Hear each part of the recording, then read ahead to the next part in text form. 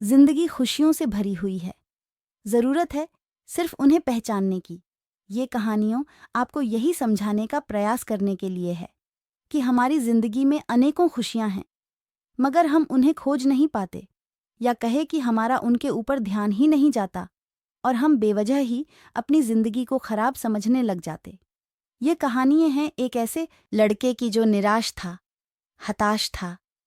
एक दिन उसे एक महात्मा मिले।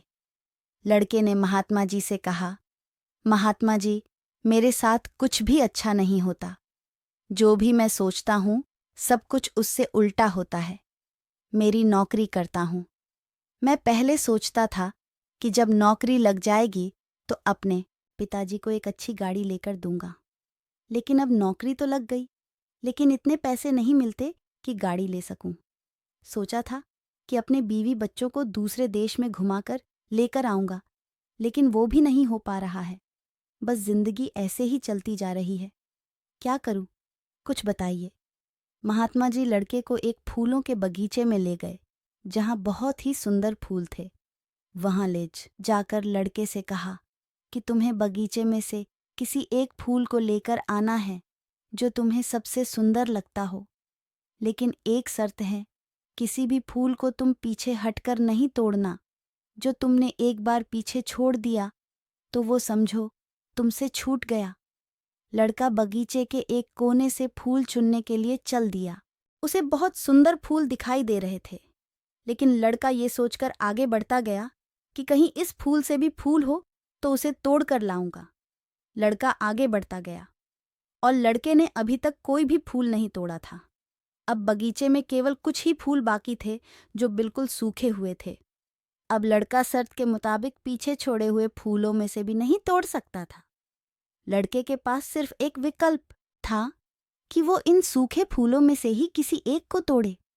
लड़का एक सूखा हुआ फूल तोड़कर महात्मा जी के पास पहुंचा और सूखा हुआ फूल दिखाया। महात्मा जी सूखा हुआ फूल देखकर कहने लगे कि बगीचे में इतने सुंदर फूल थे और तुम एक सूखा हुआ फूल तोड़कर लेकर आए हो। लड़का बोला कि महात्मा जी, बगीचे में मुझे भी बहुत सुंदर फूल मिले थे, लेकिन और अच्छे फूल की चाह में वो सारे सुंदर फूल को मैं पीछे छोड़ता गया।